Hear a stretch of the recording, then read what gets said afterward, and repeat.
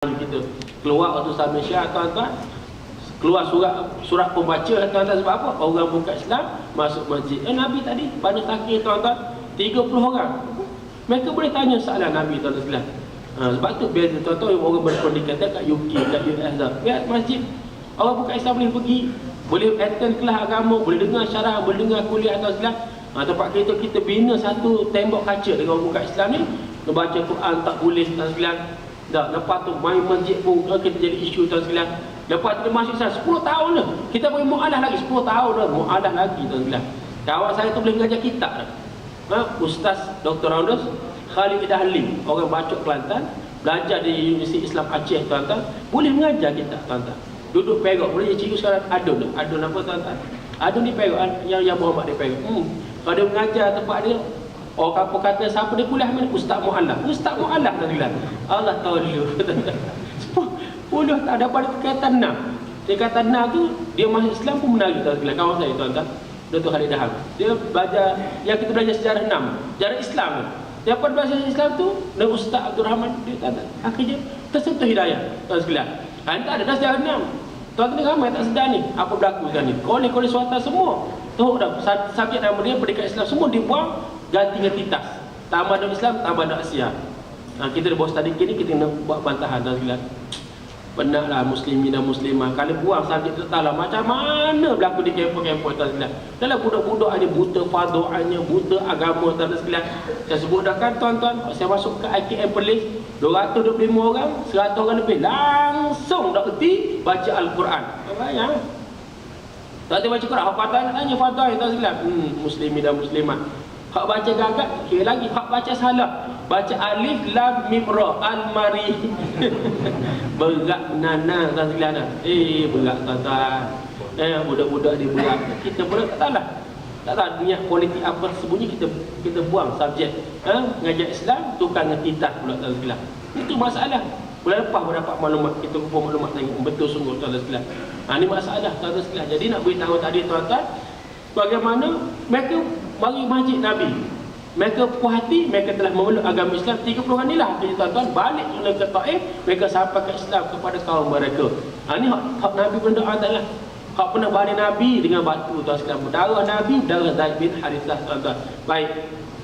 Ulama sirah menyebut mengapa Nabi suruh sahabat-sahabat dah tak cukup lah, supaya terbalik, sebab ekspedisi pada panjang sebab start daripada Nabi tolak Madinah tu 10 Ramadan lagi. Bayang sampai nak masuk awal bulan Zulkaidah. Tuan-tuan, panjang sangat ini Nabi patah. Dan berkaitan kisah tawanan perang, hatta terampasan juga, Ghazwah Hunain ini sangat menarik, tuan-tuan, sangat menarik.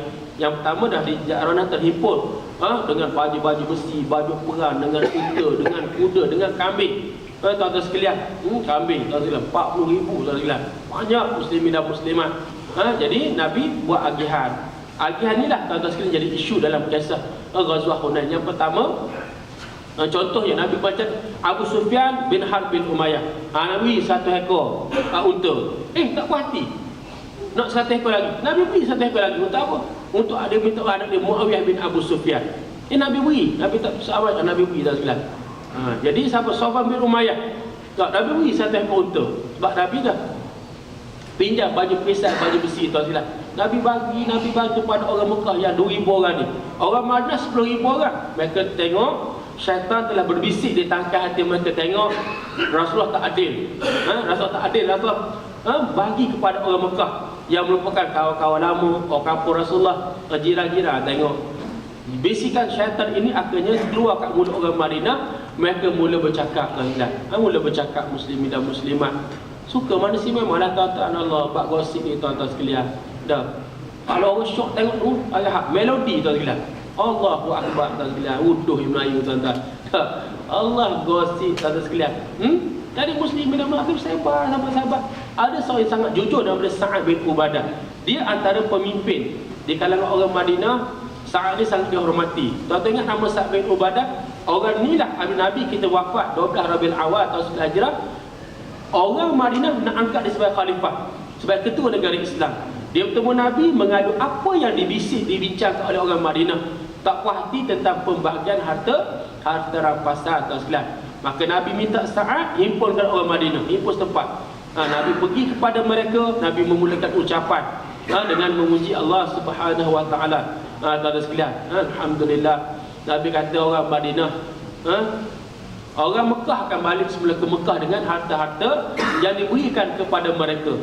Tetapi kamu orang Madinah, kamu akan pulang semula ke Madinah dengan aku, dengan Rasulullah. Barulah terkejut. Tuan-tuan sekalian, tersentak orang Madinah bahawa mereka telah khilaf, mereka telah buat silap.